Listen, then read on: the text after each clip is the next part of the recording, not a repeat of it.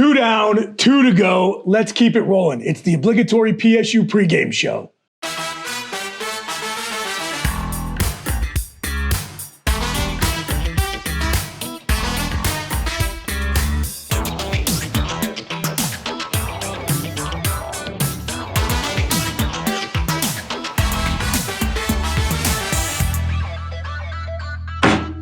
All right, boys.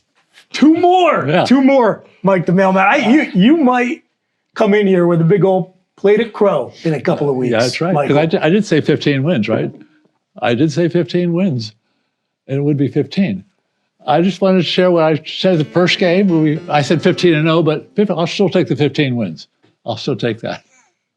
So welcome, everybody, to the obligatory PSU pregame show. I can't believe we're still making these things, but the season rolls along. We want to do at least one more to be here with you. In case you're looking around and wondering, this does not look like the we are in. Allow me to correct you. It is not the we are in of the present. It's the we are in of the future. What some of you fellow old heads might know as Damons once upon a time, Lettermans for the newer folk. Mike the mailman, what was this before it was Damon's? Do you remember? Yes. Are you going to tell me? No. Great. Anyway, it's about to be the we are in later in 2025. Yep. March is the target opening date. Right down here on the bottom of the hill on College Ave. Going to be a great place to hang out when you come to State College. Awesome to come down to when you're leaving a Penn State sporting event or anytime. We're happy to be in here just as they're starting to get it ready to open up and be available to all of you. In the interim, there'll be a watch party for the Orange Bowl at the We Are in Philipsburg. So if you're not going to go down to sunny Miami, you're up here in cold central Pennsylvania with us. Come on out and watch the game. Your fake host, Chris Bucanani. Got a full panel today. Obviously, you already met the legendary campus icon himself. I'm joined by well-known Penn State football fan, Paul Clifford. Paul, thanks for joining us. Hey, wonderful to be back on the show. Yeah, always. I believe it. Sitting in for Brandon Noble, who is, what's that? He's got nothing else to do. How many is this here? Second time on the show? No, third or fourth. Yeah. Oh, wow. Okay. And now he doesn't have to worry about the professional repercussions of joining us. We'll leave it at that. All right, we'll go back to Bucci. Kevin Horn. Okay. Hi. And sitting in for Brandon Noble. Brandon will join us remotely a little bit later as former Penn State offensive lineman Landon Tengwall. Yes, sir. Media superstar. Appreciate you guys having me on, man. Yeah, you were like a special guest at one time. Now it's like our honor to have you joining us. No, pleasure's all mine, man. This is like I said, this is one of the only shows that I consume of Penn State football. So I appreciate it. It's a good laugh. And we are here at the future we are in. And I'm sure there'll be a lot of shows. Kevin's going to ride the bull in the basement. There's going to be a lot of stuff going on here. So definitely got to make it. It's going to be a party here every single weekend, every single day, actually. This is a great spot. Damon's was a great date spot back in the day. I used to love this place, and I'm sure Pat's going to do a great job with it. Oh, yeah. You'd come down for that, right? Horn, oh, yeah. If Horn's riding the bull, I'm definitely here. He's usually shooting the bull. But now That's true. That's a good point. Well, Penn State's riding the bull, boys, because we are still alive. One of 4 teams left, and you can say what you want about the 12-team playoff format and the way they set up the bracket and the seeding and everything. I think there are the complaints to be made, some legitimate critiques there. But you can't complain with 4 blue blood programs. There were 8 programs in FBS that have 900 or more all-time wins. We got half of them in the Final Four of this first 12-team playoff. Going to the Orange Bowl was a great time. The last time we were there, a long time ago, one of the most pivotal seasons in Penn State football history. So we're going to talk about that. We're going to talk about the matchup with the Notre Dame Fighting Irish. Before we do that, a couple other housekeeping items. We talked about being at the new We Are In. A lot of change here in the Nittany Valley, boys. They just took down the press box, the old press box at Beaver Stadium. Unfortunately, the press is not in it, but it did come down.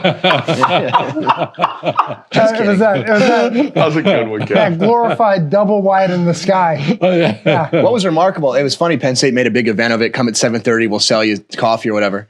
It just took like a couple sticks of dynamite and the whole thing came down. It was such a small, precarious, like up on a stick kind of press box. It was actually kind of scary. Yeah, it makes me feel good about being up there. Yeah, right? But. No, I went up there only one time. I think it was a spring game this past year. And I said I never want to come back up in here again. I even asked everybody around. So I said, well, where does this rank? And they said, oh, this is the worst in the Big Ten. And I said, the worst press box in the Big Ten. And I said, okay, well, I'll never come up here again. And I guess I will next year. We'll have to check it out. But no, I'm excited for that. in the future of the press box and covering a lot of Penn State football, I guess. Yeah, I mean, look, nobody cares about the press box necessarily unless you were there and you had to experience it. But it's been a part of Beaver Stadium since the very beginning. Now, there were some additions to make it wider. That's right. But the central part of that box dates all the way back to 1960 Oh, yeah. when they moved Beaver Field across campus. Oh, yeah. So this is like one of the most significant cosmetic changes to the stadium in its history, and it's been changed around a lot.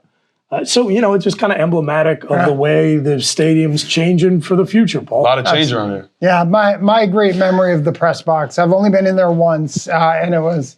Sorry, we let Tenwell sniff his beard. Go ahead. Yeah, go ahead. I was up there just before John Black's last game as the editor of the football letter, and we unveiled a plaque in honor of him up there. Nice. So hopefully they took the plaque out before they knocked it down. Fingers crossed. But yeah, he would have been a guy who was pretty upset when they stole the pencil sharpener. Do you guys know that story? I do not. But favor us. Someone before the last game apparently stole the pencil sharpener, and Penn State, Sports Information had to put out a note to the media that if you stole it, please bring it back. We need it for one more game. So, Amazing.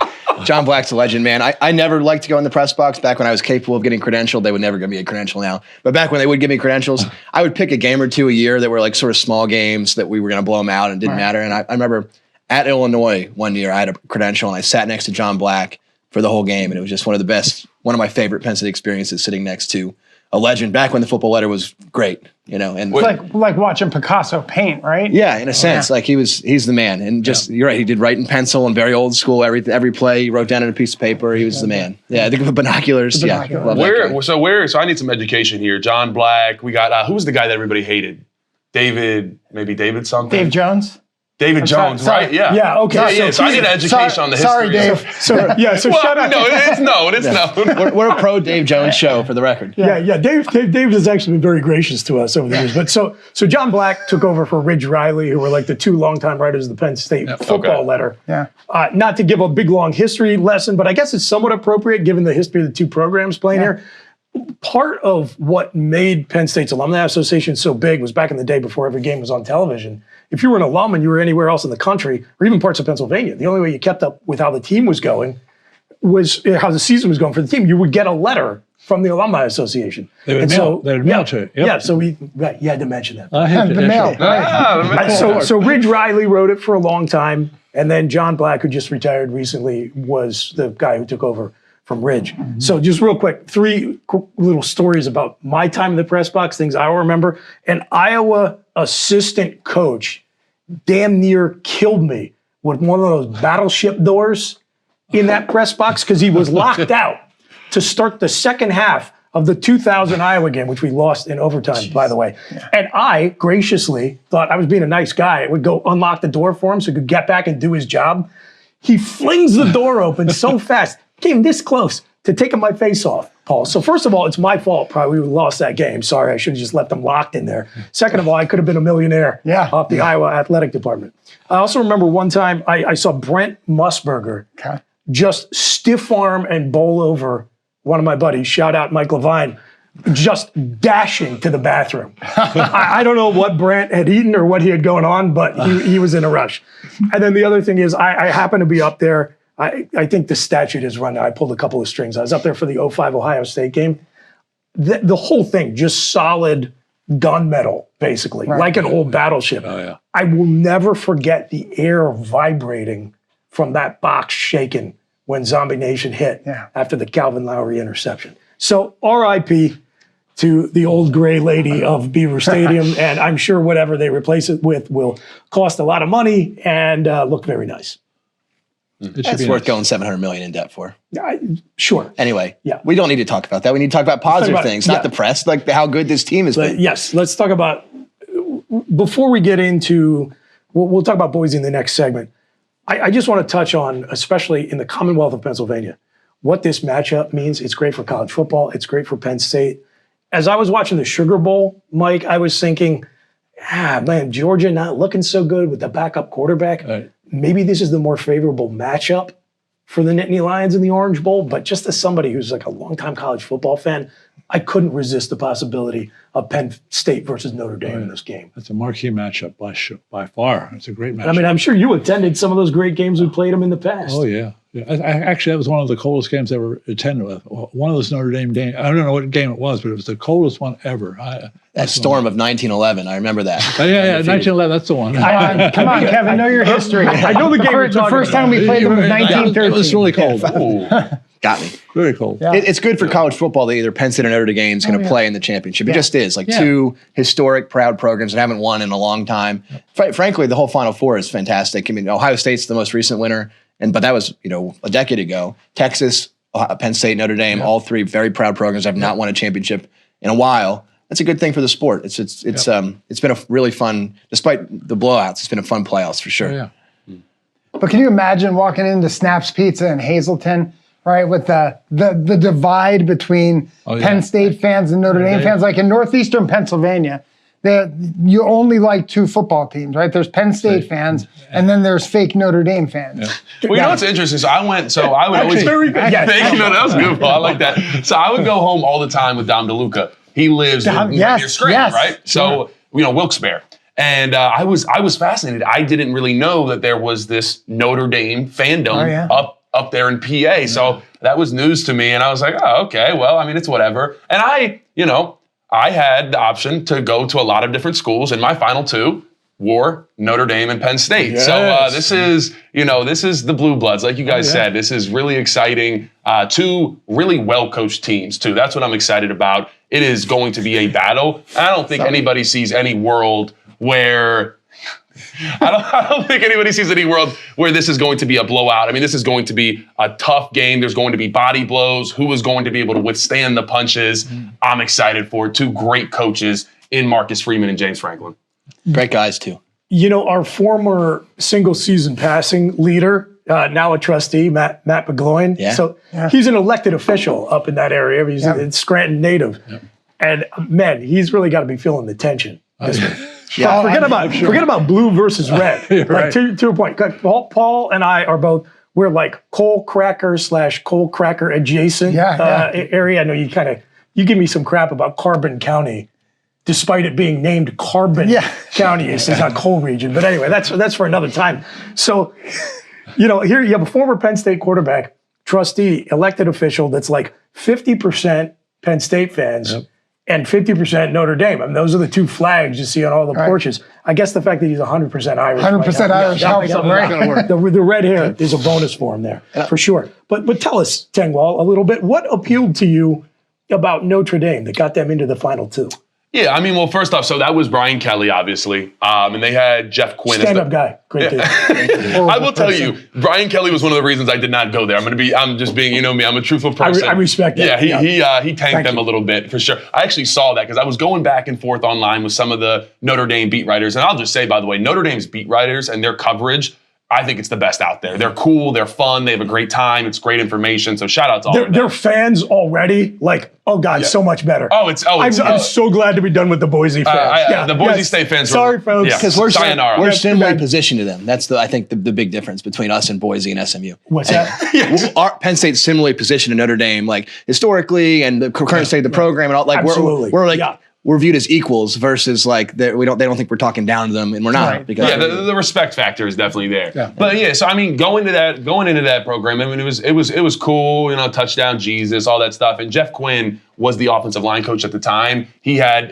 Quentin Nelson, Mike McClinchy. There were some really big time ballers that he produced. So I wanted to go there. Now the problem was I'm from Annapolis, Maryland. That's about 3.5 hours. I do the drive all the time. Obviously now it's very easy. I loved it. I came up here, I think Tyler Donahue told me I came up 26 times during my recruitment because we always had camps and all that stuff. I went to Notre Dame once, and that is because it's no matter how you skin it, it is 2 hour plane ride, hour and a half plane ride, 2 hour drive, unless you want to fly into South Bend, which is just about as easy as flying into State College. So not easy at all. And so, going into it, it didn't work out. Also, there's like 8,000 people in the school. That was a little more lucrative to come to a school where you don't see the same people every single day. So there was a lot. But at the end of the day, I will say proximity was one of the main reasons. And didn't really like Brian Kelly. Didn't feel too genuine there. I enjoyed the coaching staff here, and it just felt right every time I came up to Penn State. Now, Landon, you're breaking some news to some Notre Dame fans who are watching us here,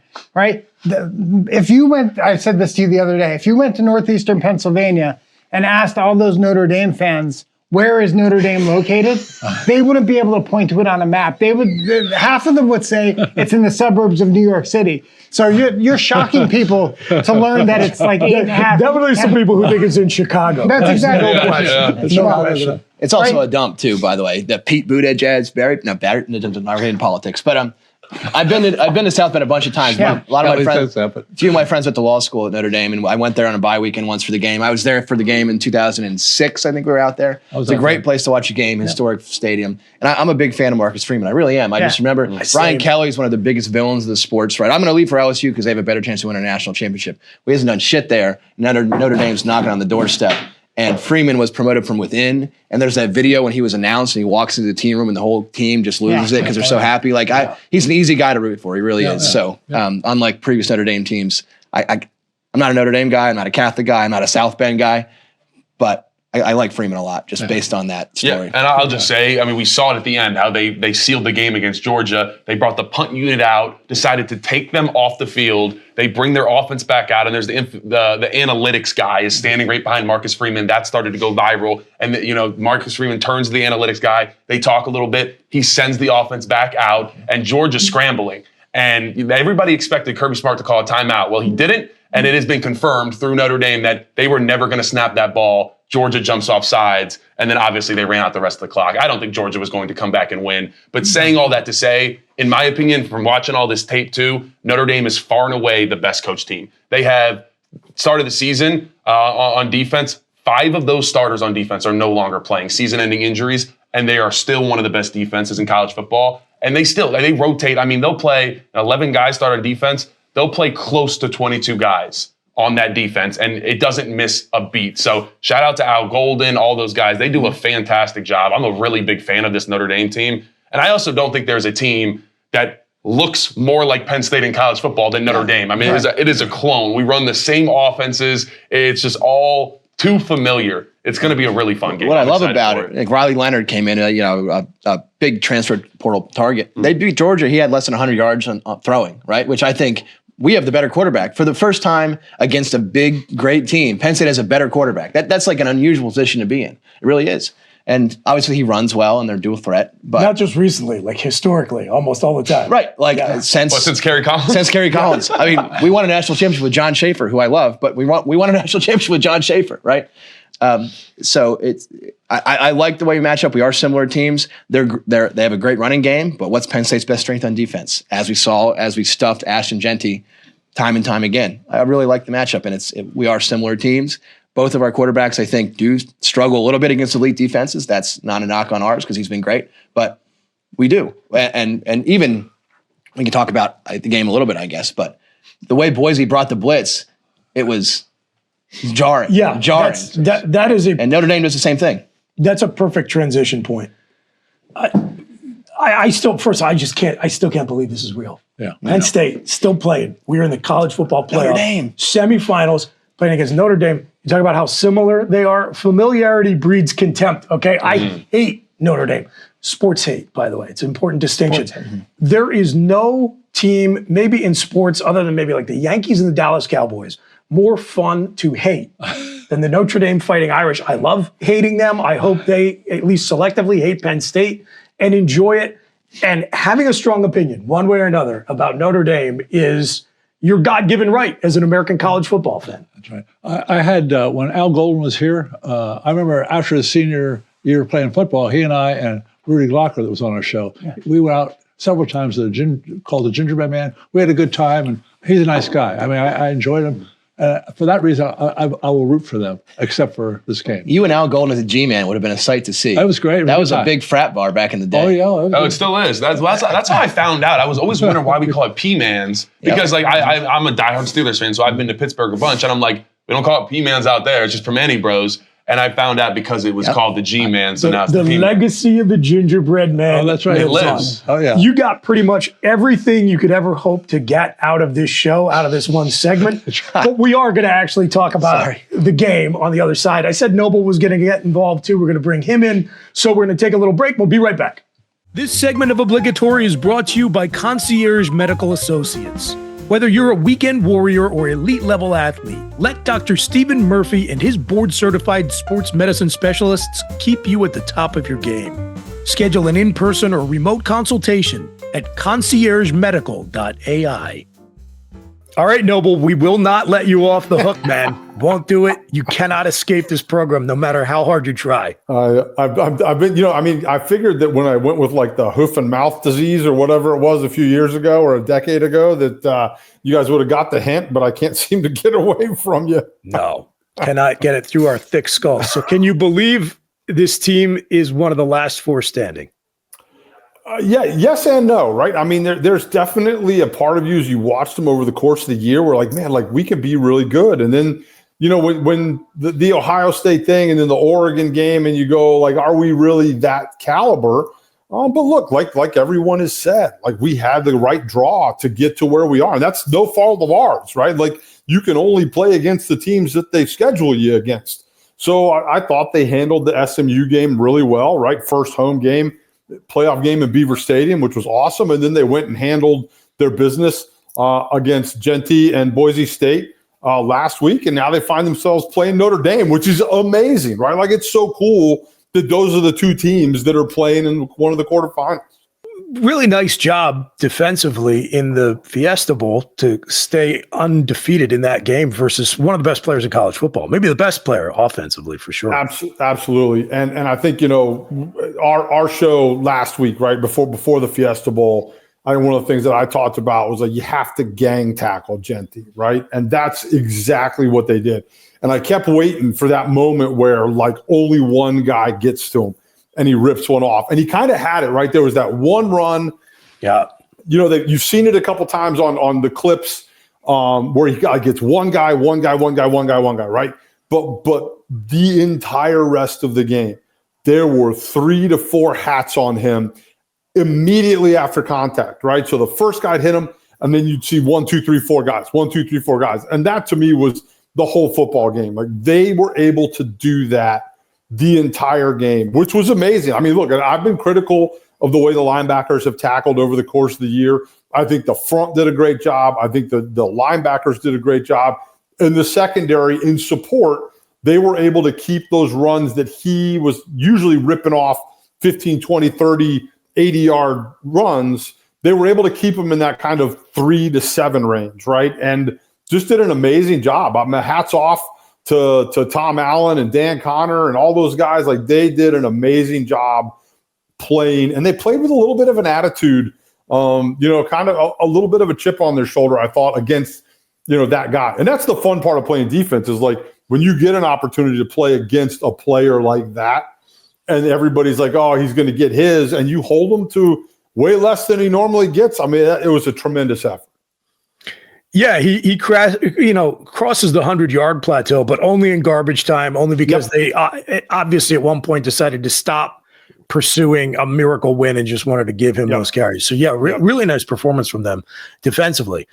All right, man, this is it. We're in the Orange Bowl. We're in the semifinals, and we got a clash of blue bloods. It's awesome. So what does Penn State need to do to advance past the Fighting Irish? I think a couple of things. They're going to have to – I'll start offensively.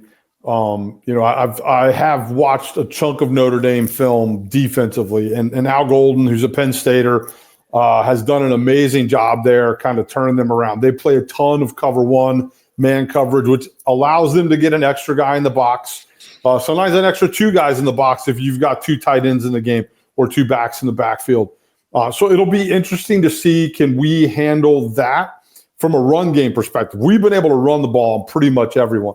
And I think that between Singleton and Allen, right, we've got a legit 2-headed monster there. We've got an O-line that's playing really well and a play caller that understands it. I do think it'll be interesting to see how do they get Warren involved.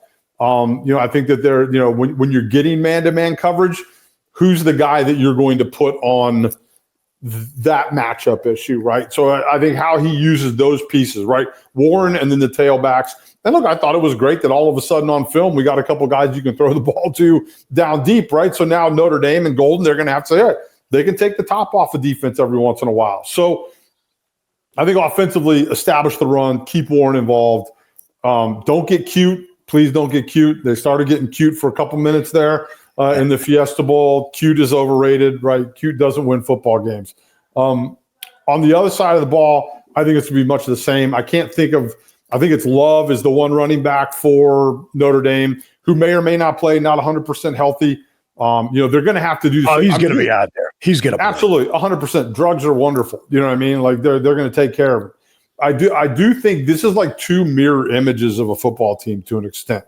They play great defense. They play the same kinds of defenses, right? They both play a ton of cover one. They both send 5-man pressure. They both stop the run really well. So I think, for us defensively, being able to get out after Riley Leonard and keeping him from running the football.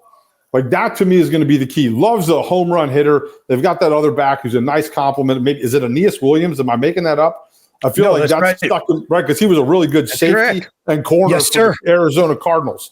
Absolutely. I love that. Yeah. So I think that, look, they've got a couple guys. Their offensive line is well coached by Joe Rudolph, who's a Pennsylvania guy. He's from Western PA, ended up in Wisconsin. I played with Joe in San Francisco. Great dude, really well coached. They're a little beat up. So I think defensively, it's going to be about Riley Leonard, right? Can we keep him on the ground and not let him not only run the ball in the true called quarterback run game, but extend plays with his feet to get first downs, right? Yeah. Like it's a pass, everything's broken down. The one problem with playing cover one is once the pass distribution happens, everyone has their backs to the quarterback, right? So that's why when you're playing man coverage, the quarterback run can hurt you. So having a spy, having someone to take care of Riley Leonard in the pass game with his feet, I think will be key. But I think the beautiful part of it is it's a very winnable football game. Like it's hard to wrap my head around. I'm all for 1-0, but like I was just Gracie, my daughter's still here. She didn't get tickets in the student lottery, so she's stuck watching the game here with me again. But like we were just talking about, how cool would it be to be back in State College and watch the national championship game with Penn State in it? I can't even imagine it, but it's close enough that I'm starting to imagine it. Yeah, absolutely. All right, Noble, we're still not off the hook because I'm still going to make you randomly generate numbers. We'll do that a little bit later in the show, so we'll hear more from you then. All right, good stuff. Welcome back to the obligatory PSU pregame show, Orange Bowl playoff semifinal edition. We're here at the very near future. We are in on College Ave. A reminder that the existing We Are In that's open for business where we normally film the show, they are doing a watch party for the Orange Bowl. So if you can't go down to Miami, come on up, watch it with us. We'll have a really good time. Definitely always have a few Penn State legends stop by to watch the game with you. It's a great party, great food, and more Penn State stuff on the walls than you're ever going to imagine to see anywhere else. I absolutely am going to. My favorite thing is watching games with Booch. So come on out to the We Are In out in Philipsburg, because watching Booch pace back and forth, and this is going to be, I got to watch this versus Wisconsin in the regular season. Watching Booch in a semifinals playoff game is going to be an absolute treat. Against Notre Dame. Against Notre Dame. This is going to be... The stakes of this thing, which we'll talk about in the next segment. I will talk a little bit about Boise and the Fiesta Bowl and how it maybe gives us some things to look for against the Fighting Irish.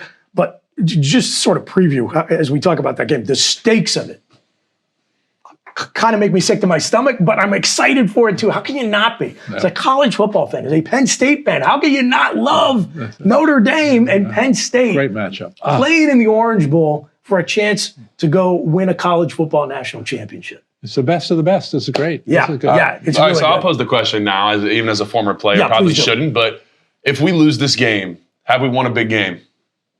Wow. Shots fired. Let's go down the line, and that will allow me to start with Mike, so I know we'll get at least one positive answer out of the whole panel. Michael. Like Brandon, it's hard to win these football games, and Penn State has won all these football games. That's not the question. They're big wins. Yes, I agree. I think they are. You think they are? Yep, big wins. Is there one that stands out in particular? They're all the same.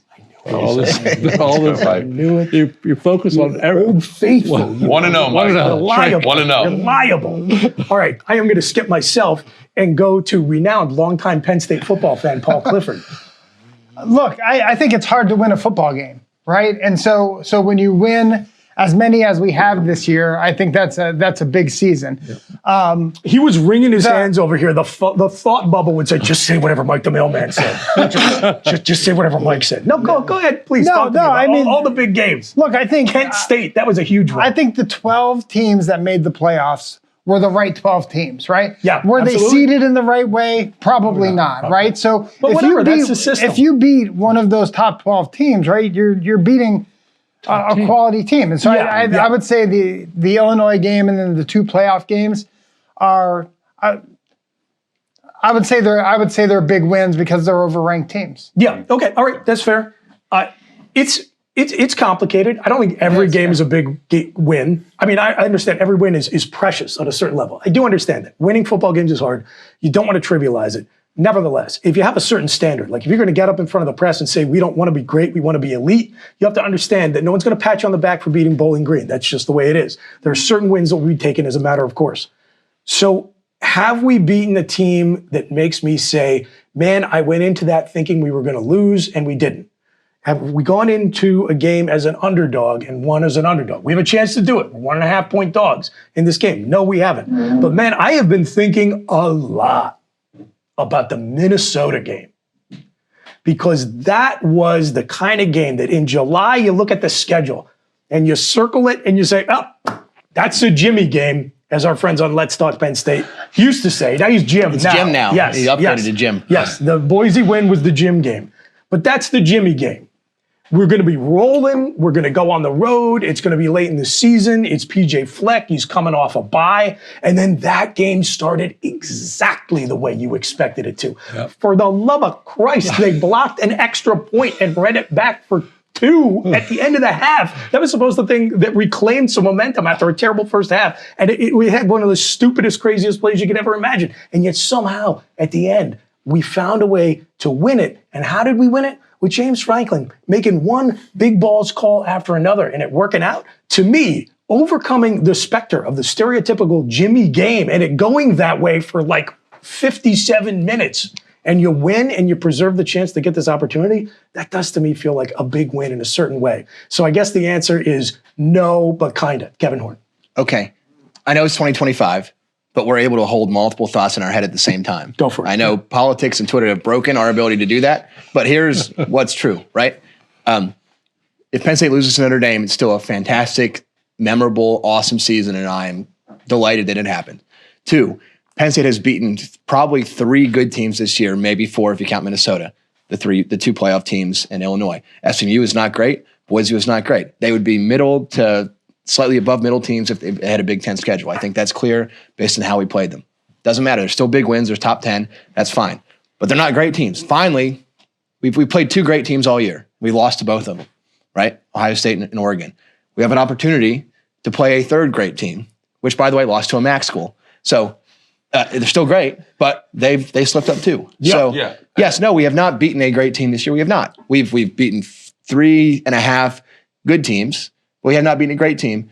And yes, we had the easiest path to the college football playoffs that has ever existed. We may not ever get this again, right? Penn State got there, the best seed, with 2 teams that are good, not great, and they didn't beat a single great team all year. And yet they're still in the Final Four. That is true. That's not a slight on the season. Yeah. But that is true. And the last point I'll make is we don't care. We don't give a shit. We're happy. We acknowledge that Penn State had the easiest path and it didn't deserve it. We know that. But that's the system. It's set up. And we don't care. We're going to take it, and we admit that. And that's there's an opportunity right now to silence all that talk with just a win in this game to survive and advance. Are we technically underdogs right now? We are technically. We're like 1.5 points. Yeah. All right, so this is what I'll say. I obviously, played here for a couple years. The biggest win was the Rose Bowl. It was the greatest moment of my life. Being out there, the confetti, rose, I'll never forget it. And was dogs in that game too. That's right. Yep. That was, I would say, outside, I think that's the only game since 2016 that we have won that we were underdogs. And I'm going to be honest, just being truthful, if Jair Brown does not boomstick our boy, what was his name though? Utah quarterback, Cam Rising. If we don't start abusing him, then unfortunately tears ACL. That led to a big downfall for him. Really nice guy. We actually saw him later that night. I won't disclose what location later that night, but it was a place where there's some dancing and whatnot, and just there looking sad, man. Cam Rising went to a passenger strip club after he tore his ACL. Damn right he did. Just there. A bunch of the, we saw a couple of the Utah boys there, and we're like, hey, what's up, man? Good game. It was all love, and it was a good time. They don't have them in Utah. That's why. Exactly, they don't exist. The Mormons out there, man. So saying all that to say that Utah, that's why I brought up the Rose Bowl, because it was the greatest moment of my life for sure. But that outside of Utah, that we have not won I don't think we've won a game that we were dogs in since 2016 Ohio State, right? 2021 Wisconsin. But that was fraudulent. They Seriously? really 2020, we were dogs in that game? Yeah, remember, we were coming off a 4-5 I remember it was season. my first game. I jogged out, and I remember going in. This Wisconsin, and Philip Troutwine, he says to me, here, take this notepad, and you get to write down the stats for the whole game. So I had to sit there like this and just write everything that I had going on. And then I'm sitting there, and I'm writing, and I'm like, all right, because I had to write the play down, because after Trout, we came off the field. Now we have tablets on the sideline, because Michigan, shout out Connor Stallions, changed the whole game. So before that, before we had tablets, Trout wanted me to write down every play of the series, and he still does it to this point. So when the offensive line comes off the field, he could say, hey, play 4, what happened? And I could say, oh, it was, 35, like whatever it was. And so I was doing that, and I just hear at Wisconsin, they're like, hey, clipboard boy, clipboard bitch. And I'm like, what? And I'm a true freshman in my first game, and I'm like, that's what I'm getting called? It's like, this is what away games are like in college football? So needless to say, I can't believe we were dogs in that game, and maybe we should have been, because we had 2 stops inside the 10-yard line. Shout out Arnold Ebiketie and was it Jair Brown with the pick? Or was that Briscoe? No, it was Jaquan Briscoe. Jaquan Briscoe. Shout out Briscoe. By the way, clipboard boy, you probably made more money than Phil Troutwine your last year together. But anyway. but saying all that to say, let me put this up in a bow.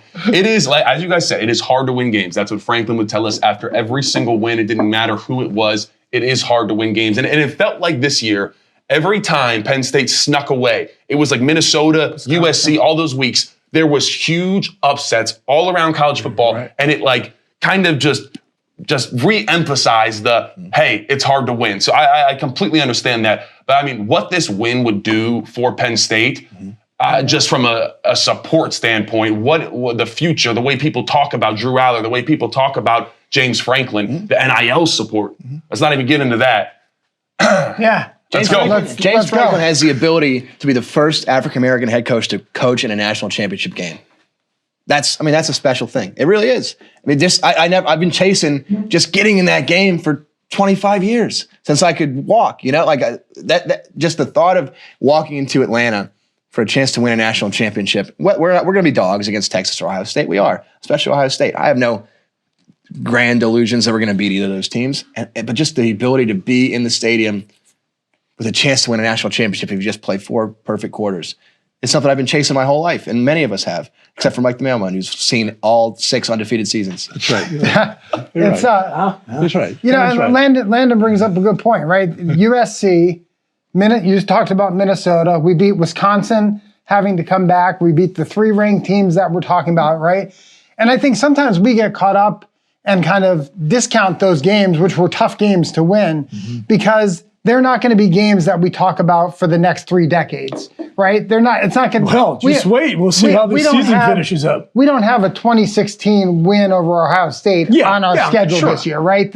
And so, I think all of those games that were mentioned, I think were quote unquote big tough wins for us this year. We just don't have that generational game that everyone will point to saying that's the big win. Probably, I agree with you. I don't think they will, but let's say we win a national championship. Oh yeah. Julian Fleming should never buy another beer in State College. No. Those 2 4th down conversions against USC, Drew Aller, first off, needs all the props for that 4th down where there was someone free up the A-gap, and he evaded them, got it out to Julian Fleming. That could be remembered for a while. Now, if we don't win the national championship, is that game really remembered that much?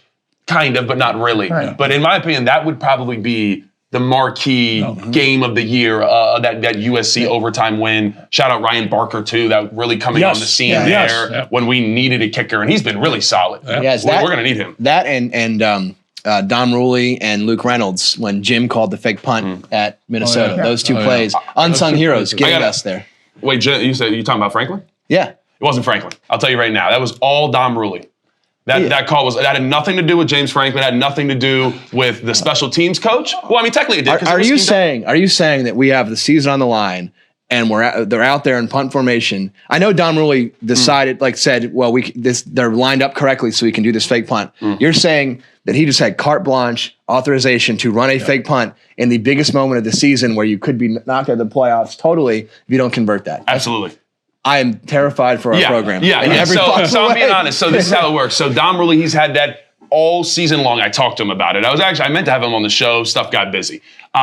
So he goes out there every single time. And I was actually the personal protector for some games. I think Doc got injured at the time. I had to go out there. That was awful. It's not a fun job. But so Dom Rulli went out there, and every single time he assesses the situation. And if it is 4th and short, there is always the option for him to call a fake. Now he has to have numbers. You have to look and say, okay, do I have inside, outside? Where are the numbers? It was like 4 on that side of the center. Exactly. And that is what he saw. And he said, he told me, he looked at Cooper Cousins and he said, shit, we're going to do this. And he said, all right. And he made the call, whatever it is, you give the call up to the line. And that's not out of the ordinary because normally you're telling the front line of the punt team which way to block, left or right. So he went up, made the call, stepped back, and Luke Reynolds, see you later. That's amazing. That is terrifying. That's terrifying. But Don Rulli should never also have to buy a beer and steak college. No, he should not. Because that was amazing. I will tell you what's terrifying to me. I'm listening to you guys talk about all these games and these moments and these things that could live in the annals of Penn State football lore forever. And that is just like balanced on the edge of a knife right now. A 1.5 point difference, according to Vegas, against one of the other most storied teams in college football. Mm-hmm. And we talk about how we love, 900 plus wins, all 4 of these teams that are in the finals, like really, really impressive brands. It's a brand-driven sport. And that's why we don't feel like maybe there wasn't a quote-unquote big win this season. Because we beat Illinois, and we beat USC, who's kind of a brand, but they struggled this year. They lost to Maryland the next week. I don't know what to tell you. But by the way, shout out to both Illinois and USC. Thanks so much for helping totally decimate the ESPN, SEC nonsense propaganda. We beat 2 of those banner carriers for the conference.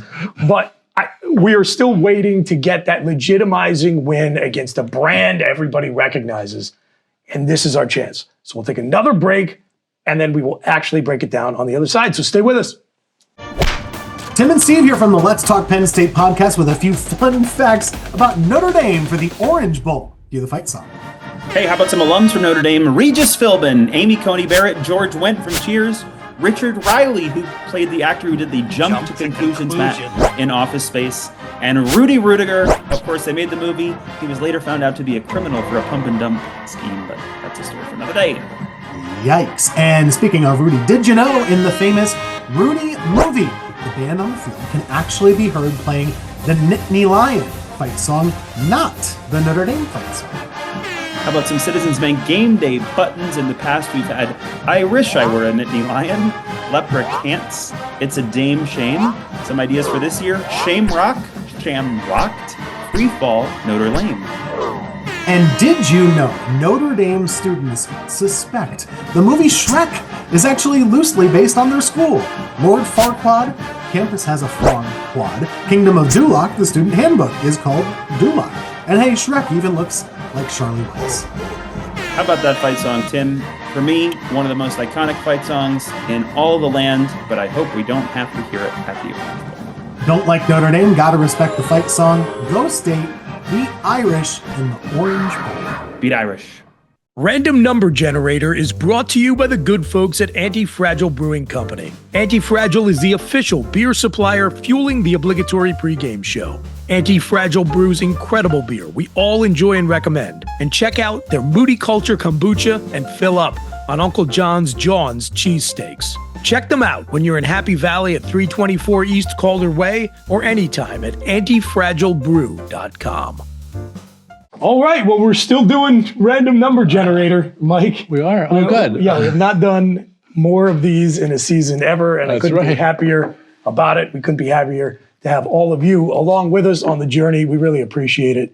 I have tried to repeat what I think is the nugget of wisdom to everyone in the audience all fall long that we're in the good old days right now. So the journey is what it's really all about. And I hope you've enjoyed it. I hope you're going to continue to live in the moment and enjoy it. And it's been awesome to have you join us and go along with you on it. A reminder, as we get the new We Are In Ready watch party Thursday night for the Orange Bowl up in Philipsburg. Come on out and join us if you want to watch me climbing the walls and pacing. And I mean, I don't have any hair, so I won't be tearing it out. But boys, it's time to talk about Penn State and Notre Dame in the college football semifinal. And they are facing off for a right to go play for the national championship trophy in the Orange Bowl. It's pretty amazing stuff. So I didn't really talk at all yet about Penn State's performance in the Fiesta Bowl, where we're now 8-0. Really good stuff. I want to talk about that game mostly in the context of how it relates to what's ahead of us. Landon, what did you see in Penn State's performance against Boise that you see as either a positive or a negative, or we'll call it an opportunity for improvement between one bowl game to the next? Yeah, I mean, I think the first thing is obviously you shut down one of the greatest running backs of all time. That's huge. The way they did it, it was I broke it down on film. Go check me out at Landon Tangwall, all over social media, YouTube, all that. Shameless plug.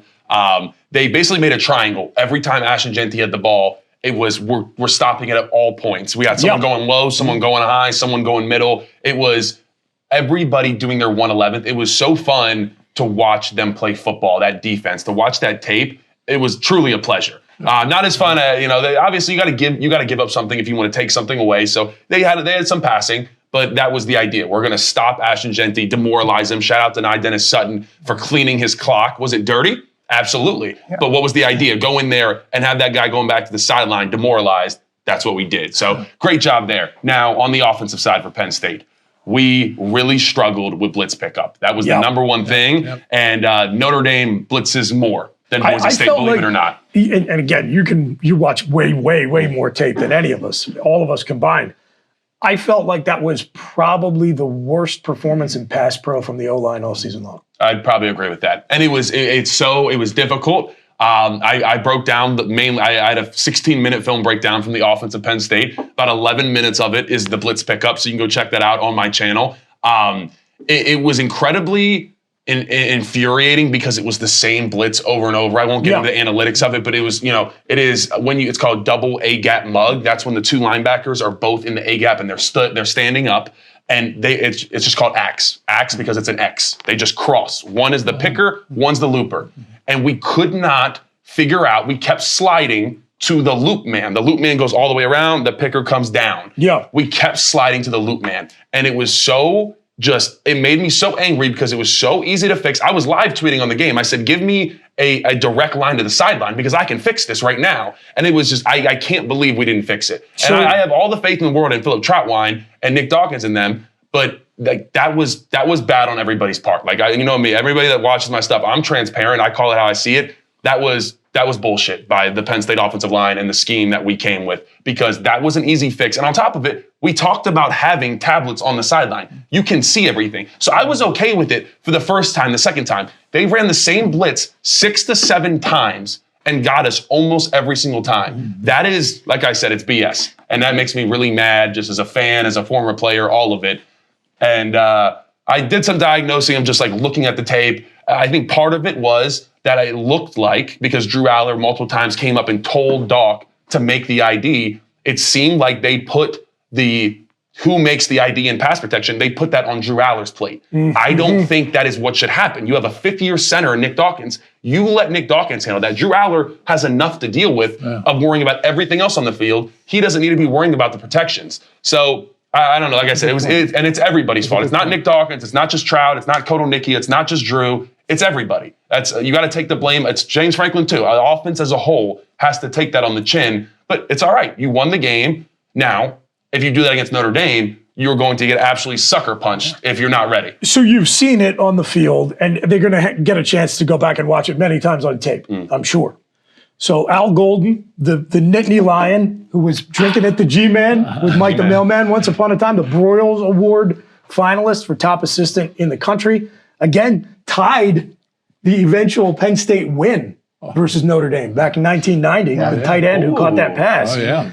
He's their defensive coordinator. He's watching that tape and he's salivating, right? Because Notre Dame loves to blitz. So tell me this first. That performance against Boise, just bad night? I mean, it doesn't sound like they were doing anything super exotic schematically. What was going on? It just seems like a lack of attention to detail. Like, I'm going to be honest. Like I said, I generally try, anybody that listens to me know I try to be extremely fair. And I'm not, people will call me, Boise State fans will call me a Penn State homer. And I'm like, no, your team's just not that good. Boise fans loved you. I was your fan number club. one. I put out a little like thing on Christmas Day of like my initial thoughts of like Boise State. Yeah. And I was public enemy number one from day one. And I enjoyed it. My views and my following really appreciate it. So thank you, any Boise State fans that are still watching. I said on this show that I didn't think Ashton Genty was as good as Barry Sanders.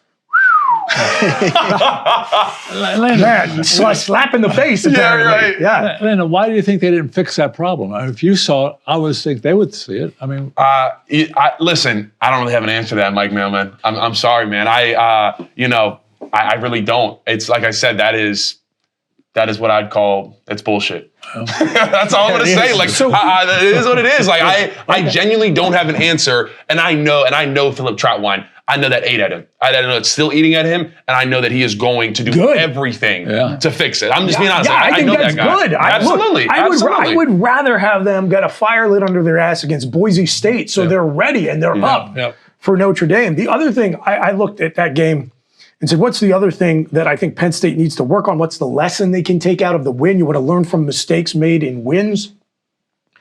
I thought psychologically, the team got derailed and took too long to get back on track after the sudden change of the turnover followed by another turnover. Yeah. We get the big sudden change moment where we force the fumble. Shout out, by the way, Zakee Wheatley, who just continues to improve as a player, one of my favorites on the team, and had himself a night. Joins our own Brandon Noble as a Penn State Defensive Player of the Game, the Fiesta Bowl, well-deserved.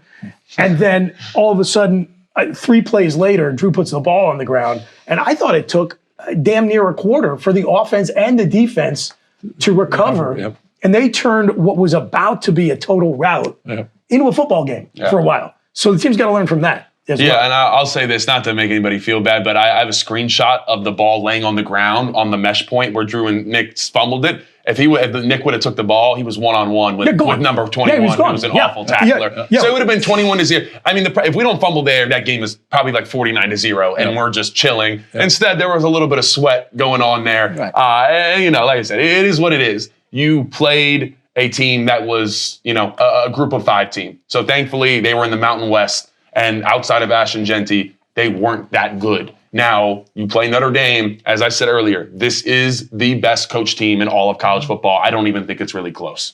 And so those mistakes that you're making, you cannot make them. Al Godin, like you said, is going to get after this offensive line. I'll tell you, they are going to get sacks in their blitz because they're that good. Sure, yeah. But can we make it? Can we minimize that? And can we not have straight up mistakes? Can we have their sacks be because they beat us? And it be one of the, coach will look at you. Sometimes you get beat. And the coach said, he's on scholarship too. That's what it is. He's really good too. Yeah. So that is at number 9, I'll tell you. Notre Dame's defensive end. Really good defensive end. Has some really good moves. And so coaches can live with that. But what I can't live with is making the same mistake over and over and over. Definition of an insanity, doing the same thing over and over and expecting a different result. And so we got to fix it. And like I said, I know Nick Dawkins. I know Philip Troutwine. I know everybody involved.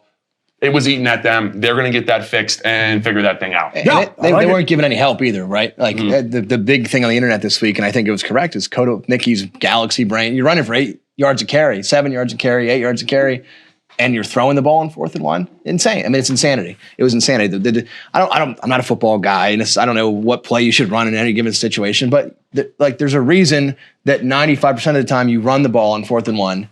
It's because it's the best chance to get 1 yard, especially when Drew Aller didn't have his best game. 2 games in a row, he hasn't had his best game, and they still managed to win. I mean, he had 7 incomplete passes in a row at some point against Boise. But Katron's having the game of his life. Like, he's unstoppable, and you do some galaxy brain rollout crap, so not only are you getting blitzed on over and over and over again without any way to stop it, then you're like, well, let's just do something that has not worked all game and not do the thing that has worked all game. And that's why, coach. No. I mean, Well, I'm an idiot. I know that. he But it is. could have been He did 49-0. And that's why it's so frustrating sometimes to be a Penn State fan, because it's like Penn State is so much better than these guys, so much better. Let's just have a 49-0 game. And we're just not capable. It was a 3-point game in the third quarter. And that's probably so different if you just do a normal football thing, once or twice. No, I mean, and Booch, you talked about it took so long for us to get back started after the fumble. Yeah. I'll tell you, the first drive that we had after the fumble, and I think they scored, right? They scored off once they get So three. basically, they scored on the second possession after the fumble. Right. Yeah. But Okay. what happened is the sequence of events flipped field position. Yes, and that set them up to score on their next possession. They punted after the fumble, but then when we had the ball on our own 10-yard line, the plays we ran, as you mentioned, it was like 2 screen passes to Tyler Warren, and it's clear. Boise State said, "Hey, we're gonna know where 44 is every play." You know what? A discrete screen pass to Tyler Warren it's not very discreet when he's the best player on the field and everybody's like, "Where's 44 pre-snap?" That is what it is. So those plays don't really work. So as you said, we did the Tyler Warren, QB sneak and then pitch it back to Drew and roll out. Well, guess what, Tyler? When you're there, everybody's saying, "Hey, 44, 44, follow him." And so that, like you said, that drive really stalled out. And then we were at 3rd and 2 and decided to pass it. And we were dominating those guys up front. So it is frustrating as a whole when it's all there and it feels like as a fan, you can even see it. And it's like, how can I see it? But it's not happening on the field. Why are we not doing it? So Andy Holmes, you got it out of your system. Now we can just play good conventional football against Notre Dame. I got to get Kevin on the road out of this filming session. I've got like 9 score predictions I got to fit in here. Noble loves to go last, but he's not here. So I'm actually going to make him go first because it's recorded. So let's hear Brandon Noble randomly generating numbers for Penn State Notre Dame. All right. Since they made me come back to do random number generator, and my randomly generated numbers last week were very random, but they were close. I don't know how I got to 18. I don't really know how you get to 18 on a football field minus a lot of either missed extra points or field goals. So I feel pretty good about this one. As I talked about before, it's definitely a game that Penn State has the ability to win. So I am going to go, but I do think it's a couple really good defenses playing football. So I think it's going to be low scoring. So let's go 24 to, I'll stay away from 18, 24 to 17 this time. A tight one, really good football game. Penn State, Notre Dame in the Orange Bowl. It's almost like it's like the 1980s again, which obviously I love. So that's about it, man. Okay. All right. Thanks, Noble. Now I am just going to go straight down the line because I got a pretty good idea where everyone's going except him. And so that's how we're going to go out. Mike the mailman, go ahead. First of all, I'd like to. I love these. Okay, thanks. I know. Please. First of all, I'd like to congratulate the Penn State women's volleyball team for winning the national championship. Yes, amen. And also, I'm a little late with that, and I'm going to be a little early with congratulating the Penn State wrestling team for winning their national championship in March, because that's the best wrestling team I've seen in 90 years. It's unbelievable. It's really good. So we have 2 national championships already. When was the last time Penn State had 3 national in one season? Probably never. Probably never. Okay. Never, yeah. So I think Penn State. fencing maybe? Fancy. Add fencing in there? Yeah. Maybe. So, but I think Penn State. This is Rodney the Harrison road to screwed the up that national program. championship. They'll win this game by 9 or 10 points. I like Penn State a lot. As long as they hold on to the ball. Look like Notre Dame. It seems like Notre Dame really does thrive on takeaways and things like that. Penn State holds the ball, doesn't turn it over. I think you're gonna. I don't think there's a problem. 9 or 10 points. Let me say this. Notre Dame's schedule this year, somewhat through no fault of their own, was total garbage. USC, not very good. Florida State, terrible. Yeah. The service academies, pretty good by their standards, but not up to the standard of a Notre Dame. Texas A&M, probably their best win. Obviously, losing to a 6-6 MAC team is terrible. By the midpoint of the season, watching them, I realized that even though this team lost at home to NIU, they're actually really good. This is a really good football team. Yeah. And so to me, when we talk about big wins, this is really everything you want because it's a big brand, but it's not like USC where people are going to view it as like a historic name that doesn't have the pop this year. They've got the talent, as you said, Len, they're very well coached. This is a big, big game. Huge game. the stakes I talked about for this program and for James Franklin. I think it can go either way. That line, which Kevin informed me during the break, is now up to 2 from 1.5. It's hovering around in that area. I think it's just about right. It's very evenly matched. I am just going to go ahead and randomly generate with my heart and say Penn State wins this one 27-24. Renowned Penn State football fan Paul Clifford, who you got? I'm with you. I think it's a lower scoring game. I think it's like 20-17 Penn State. Paul, that was a good one because that was right there. I had 20-17 as well. I'm not going to lie. I think this is going to be a lower scoring game. The defenses are going to dominate this game. I think it's going to come down to turnover margin, and it always does. Generally, if you win the explosive play battle and you win the turnover battle, you win about 91% of the time. That's how it works. But that's really what's going to happen. Who can generate those big-time plays? I think it'll be Penn State. You mentioned Zakee Wheatley. Also, real quick, I got to give a shout-out to Amin Vanover. That is a guy who's in his last year of football. Many people don't know, burned his red shirt his freshman year by playing special teams. This was it. I was thinking about him before the Boise State game. And I'm like, man, I can't believe that guy's done. Because he's so talented. Worry, he can just file a court case. Well, exactly. 4 years of eligibility. Exactly. But truly, I forgot to mention, and thinking about Zakee Wheatley, I tweeted this out. After combing through the film, Zakee Wheatley, of course, deserves it. Great kid. And that is staying the course. Zakee Wheatley coming into this year, third safety. Everything happens. KJ Winston, it sucks. But Zakee Wheatley, it could have started anywhere, probably could have got $500,000 somewhere, but said, guess what? I am here. And that's a shout out to Zakee Wheatley Sr. too, having a strong father there to kind of lead him in that way. Now, Amin Vanover, like I said, did everything in that game. That sack on second down when they were on our 10-yard line, they were down. Boise State was down by 10 points. If they punch it in there, they have all the momentum, and they were only down 3. Amin Vanover caused the sack on second down. Yep. It was third down, incomplete pass, and then their little chubby kicker just shanked it again. So saying all to say, I want to give him all the props in the world. But back to this game, I was right. I had 2017 as well. I think it's going to be very close. And you know what? I'll go Ryan Barker, walk-off field goal for the chance to go to the national championship. I think it'll be Ryan Barker that seals the deal. Modern day vomiting just thinking about that. Modern day Craig Fayak. Yeah. Yes, sir. That's right.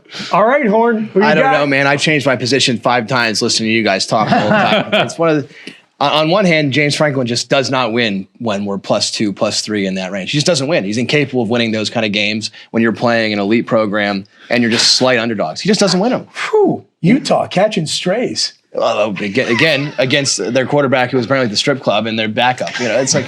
I hope Cam Rising isn't watching this. Sorry, Cam, I put you out there. He just doesn't do it. He just doesn't do it, and he's never done it. And so I'm not. I said on the show, I'm done being fanboy. I'm not going to pick him to do this, that, and the other thing. But the more I think about it, why we usually lose those games is because the opponent has an elite quarterback, right? They can just pick apart your Jalen Kimbers and your AJ Harrises, and our secondary safeties have been good, but our cornerback play has not been great in a long, long time, frankly. And great quarterbacks exploit that, just like Gabriel did, and just like even Will Howard's not a good quarterback, but he has enough receivers so you can just throw it in their general direction and they come down with it. Riley Leonard's not an elite quarterback. He's not. He's not as good as Drew Aller, not even close. So I'm not worried about that passing attack, which I think is frankly our biggest weakness on defense, which is a very stout defense. Let me put it to you this way.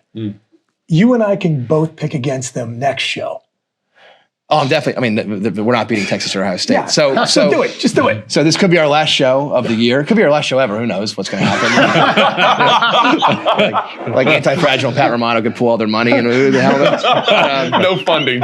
So I'm not going to be the guy that picks against Penn State in the quarterfinals in the last show of Obligatory maybe ever, but certainly until next year. 21-17 Nittany Lions. There we go. Do I believe that in my heart? No, but I'm going to say it on TV. I love it. Well done. Thanks, everybody, again, for being here. We are at the future, very near future. We are going to be the spot to be in football season 2025. Philipsburg, we are in the spot to be for the Orange Bowl. If you're not down there watching it in person, as I know many of you will be, again, thanks so much for being with us on this journey. We are in the good times right now. Don't forget it. Enjoy them. Just savor the moment. Step back and savor the moment and appreciate this journey we're all on. Let's continue it one more week, boys, until we talk to you next. Take care of yourselves and each other. We are, and beat Notre Dame.